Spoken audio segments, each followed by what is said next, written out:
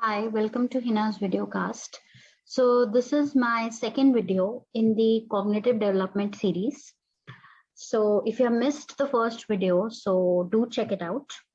So as in the first video, I had mentioned about the 4 basic skills which are leading to cognitive development. And I will repeat them. That is the reading skill, the communication skills, the problem solving skills, and memory and retention skills. So today I'm going to talk about I said that we have to evaluate their reading skills. And if you find that the reading is not so great and there is certain concern and the child needs help, so now how you are going to better their reading skills. So that's what I'm going to talk about. So I'm going to share certain techniques, strategies that you can employ, whether you're a teacher, whether you're a therapist or a parent, or anybody who is interested to improve the reading skill or the reading ability of their child should definitely hear this video cast. So let's start with I think there are like total of 5 strategies that I'm going to talk about. So let's talk about the strategy 1. So how to improve reading, how to build the reading skill. So first is echo reading. So we know whatever we say that repeats back. So that's an echo. So very much similar is the echo reading. So the instructor or the therapist or the special educator or the teacher, he or she is going to read something aloud, a small para maybe, and after reading each line, now the student is going to echo back the reading. Like I'm a teacher, I'm reading one line, the child is also going to echo back the reading and he will try to mimic the teacher. So at the same pace, the same fluency, at the same prosody. So he's going to follow all the rules. And you have to explain the child these rules, that this is the rate, this is the speed, this is the tempo you're going to catch. So begin this with your child so that actually the child knows, okay, this is what reading is. So echo reading is that I'm going to read out a line and the child in question is going to read out the same line after me. This is echo reading, number 1. Let's go to the close reading. So this is like CLOZE, not CLOSE. So close reading is the teacher is going to, or the instructor is going to read out loud and the student will follow along.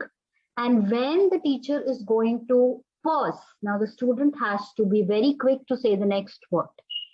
So if I'm reading out loud that the book on the table is red and I stop there, I give a pause, the child has to read the next word, color. So that is the close reading. This was the second strategy or the technique. Next is the third one in choral reading, which you must have also done in the classrooms and you must have done at your childhood age. So teacher reads out very, very loud in unison with the whole class. So everybody is reading or a group of students is reading. This might look a little messy, but what this reading technique does is it is going to help the child to build up their fluency because they will hear the other students as well as the teacher. And it is going to build up the self-esteem and self-confidence. Most of the children do not have good reading ability because we suddenly command them to just stand up and read. But this is going to motivate them to read better. That is going to higher up their self-confidence and self-esteem, as well as the motivation associated with reading in the classroom or anywhere. So that's the choral reading, the third one. Let's go to the fourth one, which I call it as friendship reading, volunteer reading, or turn-taking reading, or my turn reading. So it could be done at the later stages when you feel that the child has developed good reading now and he's doing better practice and you see some kind of an improvement. So it could be done in that phase. So in volunteer reading, friendship reading, or my turn reading is that a child is going to volunteer. Supposedly the child in question only volunteers. So the child is going to volunteer to read first, maybe a paragraph, and then another child can suddenly volunteer that I'm going to read the next one.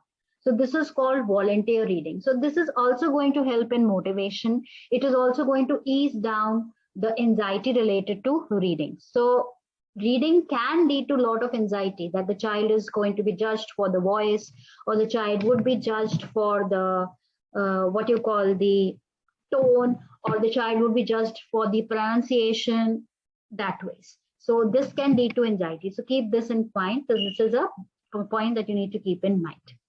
Last one is, the fifth one is the silent reading. Now, as the name suggests, I think you must have got an idea of what silent reading would be. Now, student or a child who is coming to your clinic, or even in the classroom, he or she is going to have a reading time very silently. So he or she is going to read very silently for a designated time. So you can switch on your timer for like 5 minutes, 7 minutes. Don't give a very too much of stuff to read. It can actually just lead to some kind of saturation in the point. If the child is not too much into reading. If the child is into reading, then you can give like 10 minutes timer. So student is going to read silently for a designated amount of time period. And this will allow the child, or even if you're doing it in group, so this will allow the child to read like very peacefully at their own pace. Again, this is going to help in developing good motivation, and is actually they're going to read at their own pace, so their comprehension would also get increased. They will get the exact amount of time they need to process. So this was the fifth one, that is a silent reading. So I'll repeat all the five type of reading techniques. Echo reading, then we have the close reading. Remember, it's with the ZE, not SE. Then is the choral reading, third one. Then the fourth one is volunteer or friendship reading or my turn reading. And fifth one is the silent reading. So all the five types of reading, you can search it also, that if you want to know more about details, or connect with me if you want to know how to practice with your child. So these are the five types of readings, and this is the second video on cognitive development, and I've taken up the skill, reading skill, out of the 4 skills that we talked in video 1. So thank you for listening to my video cast on cognitive development. Stay glued and stay safe as well, and I'll be coming with more video under the theme of cognitive development very soon. Thank you. Bye.